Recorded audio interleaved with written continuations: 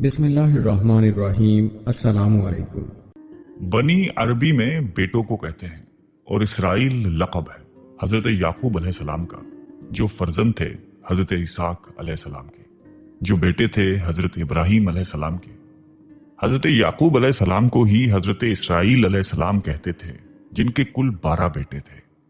حضرت ابراہیم علیہ السلام نے بابل سے ہجرت فرما کر کنعان میں آباد ہوئے۔ یہیں پر آپ کی اہلیہ محترمہ سے حضرت اسحاق علیہ السلام پیدا ہوئے اور آپ کنعان ہی میں آباد ہوئے، اور یہیں پر اللہ تعالیٰ نے آپ کو جو اولاد فرمائی ان میں حضرت یعقوب علیہ السلام بھی تھے، اور حضرت یعقوب علیہ السلام اپنے 12 بیٹوں کے ساتھ کنعان ہی میں آباد رہے۔ حضرت یوسف علیہ السلام تاجروں کے ہاتھوں بکتے بکاتے مصر جا پہنچے، اور پھر ایک دن آپ نے اپنے والد محترم اور بھائیوں کو مصر بلوا لیا، اور یوں مصر بنی اسرائیل کا مسکن بن گیا۔ 400 برس تک بنی اسرائیل مصر میں معزز رہے، مگر پھر علاقہ پرستی کا نعرہ مصر میں گونجا، اور مصر کے مقامی قبیلوں نے بنی اسرائیل کو غلام بنا لیا اور انہیں ذلیل و رسوا کرنے لگے۔ ظلم کی یہ خوفناک چکی چل رہی تھی کہ مصر کے فرعون نے خواب دیکھا کہ بیت المقدس کی طرف ایک آگ اٹھی ہے، اور اس نے پورے مصر کو گھیر لیا ہے، اور یہ آگ مصر کو جلا رہی ہے جبکہ بنی اسرائیل کو کوئی نقصان نہیں پہنچاتی۔ فرعون نے ماہرین سے تعبیر پوچھی تو اسے بتایا گیا کہ بنی اسرائیل میں ایک بچہ پیدا ہوگا جو تمہاری تباہی کا سبب بنے گا۔ فرعون نے فوراً حکم جاری کیا کہ بنی اسرائیل میں جو بھی لڑکا پیدا ہو اسے قتل کر دیا جائے۔ ان حالات میں حضرت موسیٰ علیہ السلام پیدا ہوئے۔ اللہ تعالیٰ کی قدرت دیکھیے کہ فرعون کے گھر ہی میں ان کی پرورش اور تربیت ہوئی۔ جوان ہوتے ہی ان کے ہاتھوں سے ایک شخص مارا گیا۔ فرعون آپ کے قتل کے در پہ ہوا تو آپ نے مدین کا رخ کیا۔ وہاں آپ حضرت شعیب علیہ السلام کی صحبت میں 8 سے 10 سال تک رہے، اور اس عرصے میں بکریاں چراتے رہے۔ وہیں آپ کی شادی ہوئی۔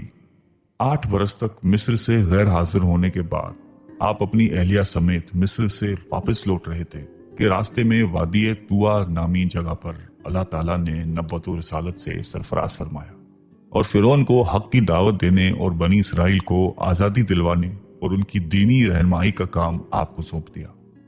پھر آپ کے بھائی حضرت ہارون کو بھی نبوت عطا فرمائی اور ان کو آپ کا وزیر بنایا، اور کچھ معجزات بھی عطا فرمائے۔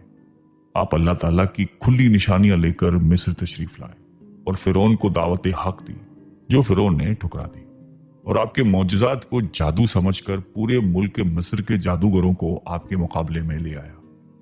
یہ جادوگر مشاہدہ حق کے بعد ایمان لے آئے اور فرعونی ظلم و ستم کا شکار ہو گئے۔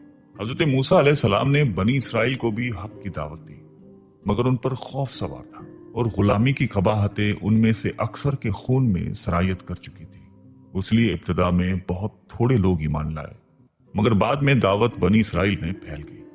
یہ صورتحال دیکھ کر فرعون نے ان پر ہوتے ہوئے ظلم و ستم میں مزید اضافہ کر دیا۔ تب حضرت موسیٰ علیہ السلام نے بنی اسرائیل کو ساتھ لیا اور مصر سے ہجرت فرمانے لگے۔ فرعون کو یہ کب گوارا تھا، چنانچہ اس کا تعاقب کیا۔ حضرت موسیٰ علیہ السلام تو بنی اسرائیل سمیت دریا پار کر گئے، مگر فرعون بما اپنے لشکر کے اسی دریا میں غرق ہو گیا۔ آزاد ہونے کے بعد بنی اسرائیل کے عمل کے لیے شریعت مانگی تو اللہ تعالیٰ نے حضرت موسیٰ علیہ السلام کو توریت عطا فرمائی۔ بس وہ قوم جس کی طرف حضرت موسیٰ علیہ السلام مبعوث ہوئے اور جس قوم کو توریت عطا کی گئی، یہی قوم یہود کہلاتی ہے۔ پیر و مرشد اپنی کتاب یہود کے 40 بیماریوں میں رقم تراز ہیں کہ قرآن مجید نے بنی اسرائیل کے نبی حضرت موسیٰ علیہ السلام کا تذکرہ بہت تفصیل کے ساتھ فرمایا ہے۔ پارہ نمبر 10 اور پارہ نمبر 14 کے علاوہ باقی 28 پاروں میں بھی آپ کا تذکرہ کہیں نہ کہیں موجود ہے۔ اسی طرح قرآن مجید کے تقریباً 400 آیات میں بنی اسرائیل یا یہود کا ذکر ملتا ہے۔ یہ بات یاد رکھنا ضروری ہے کہ قرآن مجید نہ تو قصوں کہانیوں کی کتاب ہے، نہ تاریخی دستاویز، نہ کسی شخص کی سوانح حیات، اور نہ ہی کسی قوم کی تاریخ، بلکہ قرآن پاک تو حضور اکرم صلی اللہ علیہ وآلہ وسلم کے عہد مبارک سے لے کر قیامت تک آنے والے انسانوں کی ہدایت اور رہنمائی کے لیے نازل ہوا ہے، اور قرآن مجید کو کل انسانوں کی ہلاکت اور تباہی کے راستے سے بچا کر دینی اور دنیاوی فلاح اور کامیابی کا راستہ بنانے کے لیے اتارا گیا۔ اس لیے اس میں جو قصے بیان ہوئے ہیں ان کا مقصد بھی انسانوں کی ہدایت اور عبرت کے لیے ہے۔ قرآن مجید میں بنی اسرائیل سمیت مختلف قوموں کا تذکرہ بھی اسی غرض سے کیا گیا ہے تاکہ بعد میں آنے والے یہ جان سکیں کہ قومیں عروج سے زوال کی طرف کیوں اور کیسے لڑک گئیں، اور افراد پر اللہ تعالیٰ کی رحمت برستے برستے کیوں رک جاتی ہے اور ان کی جگہ اللہ کا غضب کیوں برسنے لگتا ہے۔ معزز انسان آن واحد میں ذلیل و خوار کیسے ہو جاتا ہے۔ قرآن مجید نے اس کے لیے جس قوم کو سب سے زیادہ بطور مثال پیش فرمایا ہے وہ قوم یہود ہے، اور تم سے نہ تو یہودی کبھی خوش ہوں گے اور نہ ہی عیسائی، یہاں تک کہ ان کے مذہب کی پیروی اختیار کر لو۔ ان سے کہہ دیجئے کہ اللہ کی ہدایت ہی ہدایت ہے۔ اگر آپ اپنے پاس علم وحی آ جانے پر بھی ان کی خواہشوں پر چلو گے تو تم کو اللہ سے بچانے والا نہ کوئی دوست ہوگا نہ مددگار۔ پیر و مرشد کہتے ہیں کہ یہ آیات ان لوگوں کو بار بار اور اچھی طرح سمجھ کر پڑھنی چاہیے جو یہود و نصارہ کو راضی کرنے کی فکر میں کھل کھل کر ہاتھی بنتے جاتے ہیں، اور یہودیوں کا قرب پانے کی خواہش ان کے دلوں کا ناسور بنی ہوئی ہے۔